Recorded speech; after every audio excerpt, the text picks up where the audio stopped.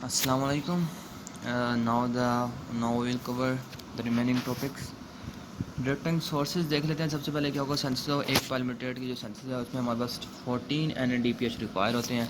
उसके बाद रिडक्टेंट के सोर्सेज कौन कौन से हैं ये आप स्टिकी नोट्स में देख सकते हैं। HMB शंट है, ठीक है, ये हमारे पास का कार्बोहाइड्रेट मेटाबॉलिज्म के लिए एक शंट यूज़ होता है जिसमें क्या होगा HMB शंट है, वहाँ से NADPH में मिलता है। ऑक्सैलोएस्टेट जैसे मेलेट में कन्वर्ट होगा, ऑक्सैलोएस्टेट जैसे मेलेट में कन्वर्ट होगा फिर क्या होगा, मेलेट डिहाइड्रोजनेज प्रेक्ट करेगा और फिर क्या होगा, पायरुवेट बना देगा। यहीं से भी हमारे पास क्या होगा, NADPH आ गया है। फिर यहाँ पर क्या होगा, जैसे ये फिर पेंटोज PP पाथवे इसको कहते हैं, पेंटोज फॉस्फेट पाथवे, यहाँ से हमारे पास NADPH में मिल रहा होता है। उसके बाद हमारे पास आ जाते हैं इस पाथवे की तरफ। ये जो हमारे पास ऑक्सैलोएस्टेट होता है, ऑक्सैलोएस्टेट सबसे पहले किसके अंदर कन्वर्ट होता है, ऑक्सैलोएस्टेट कन्वर्ट होता है मेलेट के अंदर, मेलेट किसके अंदर कन्वर्ट होता है, पायरुवेट के अंदर। इसके अंदर जैसे कि ये अब यहाँ पर क्या है कि ना साइटोसोलिक NADH क्या हुआ, डिपेंडेंट मेलेट डिहाइड्रोजनेज ने एक्ट किया। यहाँ पर क्या हो गया, इसका जो 2 हाइड्रोजन इसके थे ना वो यहाँ पर यूज़ हुए और NAD प्रोड्यूस हो गया। फिर इसने क्या होगा, मेलेट प्रोड्यूस करा था, मेलेट में क्या होगा, डीकार्बोक्सिलेशन हुई क्योंकि, और फिर क्या होगा, डीकार्बोक्सिलेशन होने के बाद NADP था ना, तो इसकी क्या हो गया, अब ये दोबारा ये फॉर्म आ गया, NADPH प्लस H प्लस आ गया। तो यहाँ पर एंजाइम कौन सा यूज़ हुआ, NADP dependent malate dehydrogenase enzyme हुआ जिसे मेलिक एंजाइम कह रहे होते हैं। फिर ये पायरुवेट में कन्वर्ट हो जाता है। इस तरह सबसे पहले ऑक्सैलेट सिंपल बताना चाहिए, ऑक्सैलेट मेलेट में कन्वर्ट होता है, मेलेट किस में कन्वर्ट हो जाता है, पायरुवेट में कन्वर्ट हो जाता है। उसके बाद फर्दर लॉन्गेशन में हम आ जाते हैं। इसमें क्या होता है कि पालमेट जो 16 कार्बन कंपाउंड है ना, उसके अंदर फिर हमारे पास का फर्दर इसकी आगे लॉन्गेशन और से बढ़ाना चाहते हैं तो किस तरह हो सकती है। अब 2 carbon unit to the carboxylate, further इग्नोरेशन में ये होता है जो कार्बोक्सिलेट एंड होता है ना, वहाँ पर हमारे पास 2 कार्बन यूनिट हम और ऐड करवा देते हैं। सार्कोएंडोप्लाज्मिक रेटिकुलम के अंदर ये प्रोसेस हो रहा होता है। अब वो कह रहे हैं मेलोनाइल को है जो क्या है 2 कार्बन डोनर होता है, ये इधर 2 कार्बन डोनर, ये 2 कार्बन को डोनेट करता है और जो NADPH का सप्लाई है क्या होगा, इलेक्ट्रॉन सप्लाई करने होते हैं। अब ब्रेन में क्या होगा, देखो हमारे पास क्या होगा 22 long chain fatty acid present होते हैं ब्रेन के अंदर, क्योंकि ब्रेन में ना मतलब कि 22 कार्बन वाले भी लॉन्ग चेन फैटी एसिड इसके अंदर प्रेजेंट होते हैं। ये पॉइंट आपने याद रखना है। उसके बाद यहाँ पर एक ग्राफ को देख लेते हैं। ग्राफ में सबसे पहले क्या होगा, सिंपल सी चीज़ है, आप ये ऊपर वाले स्टेप्स आपने पढ़ लेना खुद ही। यहाँ पर हो इस तरह रहा है कि सबसे पहले क्या होगा, ग्लूकोज है, ग्लूकोज किस में कन्वर्ट हुआ है, किसके अंदर, पायरुवेट के अंदर चेंज हो गया। पायरुवेट क्या होगा, अब ये बाहर है अभी। उसके बाद फिर हमारे पास क्या होगा, ये किसके अंदर साइटोसोल में सब प्रोसेस हो रहा है, ग्लाइकोलाइसिस साइटोसोल में होती है ना। फिर हमारे पास क्या होगा, ये अंदर चला जाएगा, ये माइटोकॉन्ड्रियल मैट्रिक्स के अंदर पायरुवेट अंदर चला गया। पायरुवेट फिर किस में कन्वर्ट हो जाएगा, ऑक्सैलोएस्टेट में कन्वर्ट हो जाएगा और एसिटाइल कोए में कन्वर्ट हो जाएगा।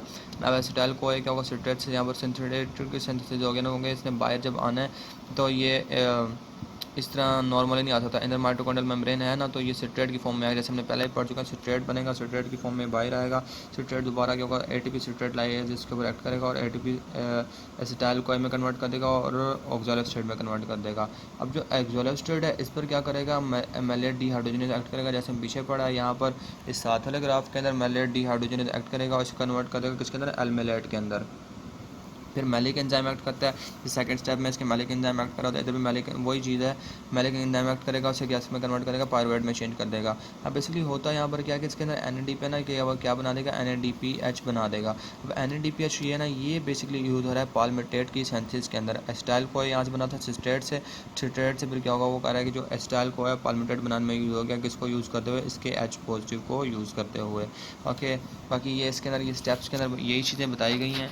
और चेन डीसैचुरेशन किस तरह डीसैचुरेट किस तरह करवाना है आपने, क्या फैटी सेल डीसैचुरेट भी प्रेजेंट होते हैं सार्कोएंडोप्लाज्मिक रेटिकुलम के अंदर, ठीक है, ताकि लॉन्ग चेन फैटी एसिड को डीसैचुरेट भी करवाया जा सके। अब डीसैचुरेट की रिक्वायरमेंट्स कौन कौन सी है, ये ज़्यादा रिक्वायरमेंट्स के O2 होती है, NADH होती है और FAD लिंक रिडक्टेज होता है, साइटोक्रोम B5 होती है जिन्होंने इलेक्ट्रॉन टेक कर लेते हैं।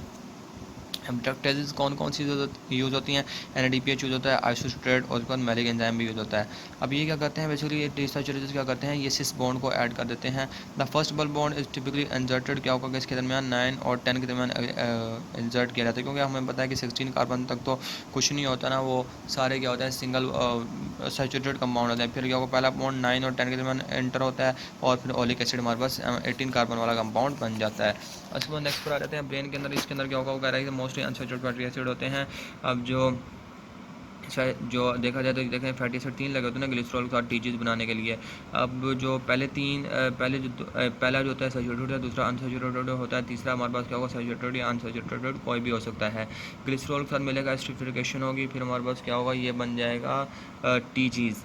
अब ह्यूमन के अंदर हमारे पास क्या होगा 9654 डिसैचुरेटेड बनाने के लिए तो होते हैं, बट हमारे पास क्या होगा ये 10 कार्बन से आगे भाई नहीं करवा सकता है इंड्यूस। और मेगा एंड से अगर काउंटिंग की जाए, मेगा एंड मतलब क्या होगा कार्बोक्सिल ग्रुप के दूसरे अपोजिट साइड वाला जो एंड होगा नहीं, अगर लेट्स सपोज इधर कार्बोक्सिल ग्रुप लगा हो तो ये वाला एंड जहाँ से अपोजिट एंड जो होगा। अब जिसकी वजह से हमारे पास क्या होगा कि पॉली अनसैचुरेटेड मतलब एसेंशियल जो होते हैं ना फैटी एसिड, वो इस वजह से हमारे पास क्या होगा ज़रूरी हो जाते हैं, क्योंकि हमारे पास वो एंजाइम नहीं होता जो कार्बन 10 के बाद क्या होगा ओमेगा एंड पर डबल बॉन्ड इंड्यूस करवा सके, जिसके साथ हमें ये अनसैचुरेटेड फैटी एसिड बाहर से लेने पड़ते हैं। लिनोलेनिक एसिड हो गया, लिनोलिक एसिड, लिनोलेनिक एसिड और एराकिडोनिक एसिड हमारे पास आ जाता है। फिर storage S T G component इसमें क्या आता है कि अपने स्टोर किस तरह करना है। जैसे कि लेके वो कह रहा है कि ना फैटी एसिड क्या होगा एस्ट्रीफाइड थ्रू कार्बोक्सिल ग्रुप, जैसे कार्बोक्सिल ग्रुप से एस्ट्रीफाइड होते हैं ना, जैसे इनके एस्टरिफिकेशन की जाती है ना, फिर क्या होगा नेगेटिव चार्ज इनका लॉस हो जाता है और फिर क्या होगा ये न्यूट्रल फैट बना देते हैं। जैसे टीचर्स क्या है न्यूट्रल फैट ही होते हैं।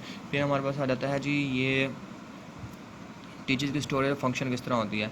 अब टीचर्स बेसिकली क्या होता है ये वाटर में स्लाइड ट्यूबल होते हैं, यानी माइसल बनाने की ना ज़रूरत नहीं होती।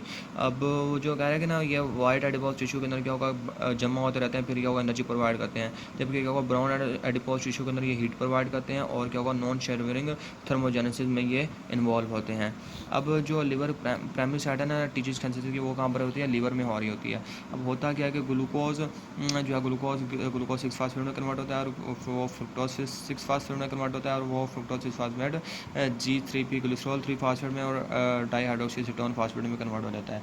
लिवर में और एडिपोज टिश्यू में क्या क्या प्रोसेस हो रहे हैं, लीवर में जैसे कि ग्लूकोज है तो ग्लाइकोलाइसिस हो डाईहाइड्रोक्सीसीटोन फास्फेटेज बना, फिर क्या होगा यहाँ पर डीहाइड्रोजिनेज ने एक्ट किया, ग्लिसरॉल 3 फास्फेट डीहाइड्रोजिनेज एक्ट किया और ग्लिसरॉल 3 फास्फेट बन गया। फिर हमारे पास क्या होता है ग्लिसरॉल काइनेज एक्ट करता है, जो अब काइनेज का काम क्या होता है फास्फेट को ऐड करवाना। इसने एटीपी से फास्फेट लिया और ग्लिसरॉल के अंदर ऐड करवा दिया और ग्लिसरॉल से फास्फेट को ग्लिसरॉल में कन्वर्ट करवा दिया।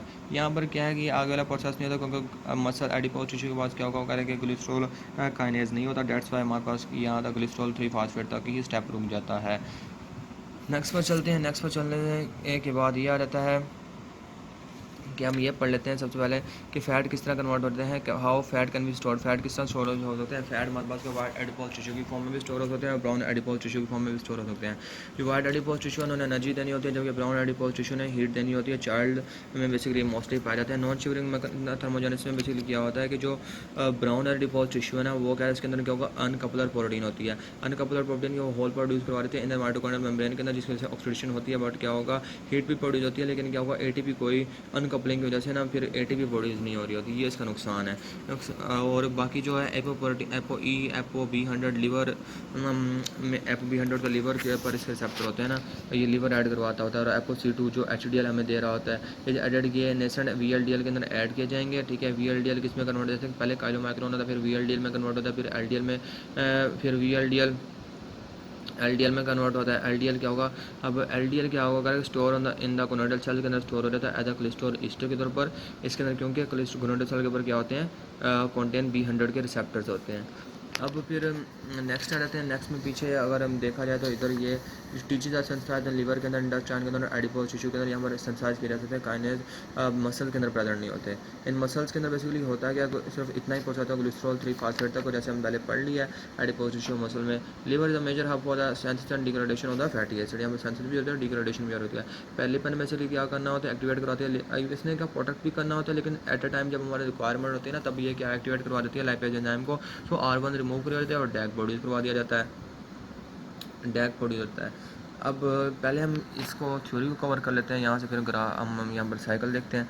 वो कह रहा है लीवर के अंदर जो कह रहा है कि जो सेकंड बात है कि इन द लीवर के अंदर नॉट एडिपोज टिश्यू के अंदर यूज ग्लिसरॉल काइनेज यूज़ किया जाता है। ठीक है, ग्लिसरॉल काइनेज देखना हमें बार बार से एडिपोज टिश्यू में प्रेजेंट नहीं है, जैसे हमने पीछे पढ़ लिया। टू कन्वर्ट फ्री ग्लिसरॉल को कन्वर्ट करवाने के लिए ग्लिसरॉल 3 फास्फेट के अंदर। अब जो ग्लूकोज ट्रांसपोर्टर होता है ना एडिपोज साइड में ग्लूकोज को किस तरह ट्रांसपोर्ट किया जाता है, GLUT4 में जो इंसुलिन पर डिपेंडेंट होता है। जैसे हमारे पास क्या हो ग्लूकोज का लेवल लो हुआ था तो फिर हमारे पास क्या adipocytes have only the limited ability to synthesize the glycerol 3 phosphate और टीचीज वो प्रोड्यूस नहीं करते, फिर उनकी ना ब्रेक डाउन होना शुरू हो जाती है। जैसे ग्लूकोज का लेवल कम हुआ तो अब क्या एडिपोसाइड ने नए फैटी एसिड बनाना कम कर दिया कि भाई अब फैटी एसिड का भाई हमें रिक्वायरमेंट, अब हमें एनर्जी चाहिए, अब उनकी डिग्रेडेशन स्टार्ट होगी। तो फैटी एसिड की क्या होगा, एक्टिवेशन किस तरह होती है, फैटी एसिड क्या होगा करेगा कन्वर्टेड इनको एक्टिवेटेड फॉर्म क्या होगा, जब हमारे पास क्या होगा उससे कोए जोड़ देना था स्टर लिंकेज के जरिए, जब fatty acid free fatty acid के अंदर कोए जोड़ दिया जाएगा, एक अटैच कर दिया जाएगा, फिर उसे हम क्या कहेंगे उसकी एक्टिवेटेड फॉर्म आ जाएगी। ठीक है, अब फैटी सेल को सिंथेटाइजेज इस रिएक्शन के अंदर यूज़ होंगे। वो मैं रिएक्शन दिखाता हूँ कौन से हैं, थायोकाइनेसिस जिसे हम कह रहे होते हैं।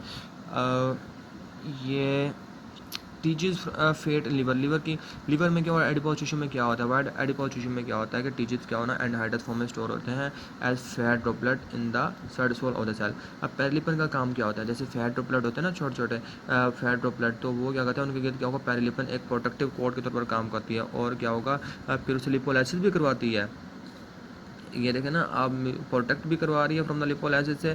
जब तक क्या होगा बॉडी की रिक्वायरमेंट, जैसे बॉडी की रिक्वायरमेंट होगी फिर क्या होगा वो दूसरे रोल भी प्ले करेगी, या फिर उसकी क्या होगा लिपोलाइपेज एंजाइम को एक्टिवेट भी करवा देगी। ठीक है, और ये जो इसका पैथोलॉजिकल रोल भी होता है कि ये टाइप 2 डायबिटिक्स में इन्वॉल्व होते हैं, एथेरोस्क्लेरोसिस और कार्डियोवास्कुलर डिजीज में भी इसका रोल होता है, ये पैथोलॉजिक रोल प्ले कर रही होती है। Little TG store in healthy liver के अंदर थोड़े से टीजी स्टोर होते हैं, नेचुरल डायरेक्टली क्या होगा ब्लड में ट्रांसपोर्ट करवा दिया जाता है जहाँ पर ये मेच्योर होता है। और क्या होगा इसका काम क्या होता है, VLDL का ना एंडोजीनियसली ड्राइव्ड लिपिड जो है ना इसने बेसिकली क्या होता है कि ना जो VLDL होता है ना, इसने मतलब जो एंडोजीनियसली मतलब जो हमारे लिवर के अंदर बन रहे होते हैं ना, ये क्या करता है वहाँ से टिश्यूज उठाता है, टिश्यूज उठाकर ना ये पेरिफेरल टिश्यूज में ले जाता है जहाँ पर उनको नीड होती है। पेरिफेरल टिश्यूज में क्या होगा कोलेस्ट्रॉल, टिश्यूज कोलेस्ट्रॉल में फ्री फैटी एसिड में कन्वर्ट होते हैं। फ्री फैटी एसिड क्या होगा यहाँ तो उनको टिश्यूज ऑक्सीडाइज करके एनर्जी के लिए यूज़ कर लेते हैं, या फिर क्या होगा उसे स्टोर कर लेते हैं। फिर यहाँ फिर जो काइलोमैक्रोन होता है वो एक्सोजीनियस जो डाइटरी लिपिड्स होते हैं ना, वहाँ से जो आ रही होती है टिश्यूज उनको स्टोर करवाते हैं, उनको मतलब उनकी जो ट्रांसपोर्ट करवाता है पेरिफेरल टिश्यूज की तरफ। अब ये किस तरह होता है कि यहाँ पर ये अगर ये देख लें, सबसे पहले कोलेस्ट्रॉल 3 फास्फेट होता है, ये क्या होगा इस पर एसाइल ट्रांसफेरेज ने एक्ट किया, एसाइल ट्रांसफेरेज ने एक्ट किया, इस मतलब इसने एसाइल ग्रुप को ट्रांसफर करवाना है, यहाँ से एसाइल ग्रुप है। ठीक है, ये R1 है, जैसे कि ये एसाइल ग्रुप ने उठना है यहाँ से और इसके अंदर लग जाना है कोलेस्ट्रॉल 3 फास्फेट के मॉलिक्यूल के अंदर इंसर्ट हो जाना है और कोए यहाँ से रिलीज होना है। कोए का कोई फ़ायदा नहीं है, कोए यहाँ से निकल जाएगा, एसाइल ट्रांसफ़र हो गया। फिर क्या होगा, ये अब देखें एक आ गया तो फिर क्या होगा लाइसोफॉस्फेटिक एसिड बन गया। ठीक है, अब लाइसोफॉस्फेट दोबारा एसाइल ट्रांसफर एक्ट करेगा, ये और एसाइल ग्रुप आएगा और कोए रिमूव, इसका कोए निकल जाएगा यहाँ से, दो लग गए तो फिर हमारे पास क्या होगा डैक फास्फेट बन गया, डाइसाइल ग्लाइसोल क्या होगा फास्फेट बन गया, फास्फेटाइडिक एसिड बनेंगे। फिर हमारे पास डीकार्बोक्सिलेशन होगी, यहाँ पर फास्फेटाइज एक्ट करेगा, फास्फेटाइज एक्ट करेगा, फास्फेट को रिमूव करवाएगा और फिर यहाँ पर क्या वाटर की एडिशन हो जाएगी, डिफॉस्फोरिलेशन भी हो रही है और यहाँ से रिमूव होगा तो फिर प्योरली हमारे पास डैक बन गया। पहले डैक फास्फेट था, फास्फेट को रिमूव कर डैक बन गया, फिर डैक बनने के बाद यहाँ पर दोबारा एक और एसाइल ग्रुप आएगा एसाइल ट्रांसफरेज की मौजूदगी में और कोयल निकल जाएगा यहाँ से और 3 बन गया। मैं 3 टीचेज बनाने के लिए हमें कितने चाहिए थे, 3 फैटी एसिड चाहिए, 3 एसाइल ग्रुप चाहिए, तो 3 एसाइल ग्रुप जब आगे लग जाएंगे फिर क्या टीचेज बन जाएगा जो स्टोरेज फॉर्म है ऑफ द लिपिड की। बाकी नेक्स्ट हम वीडियो में कवर करेंगे।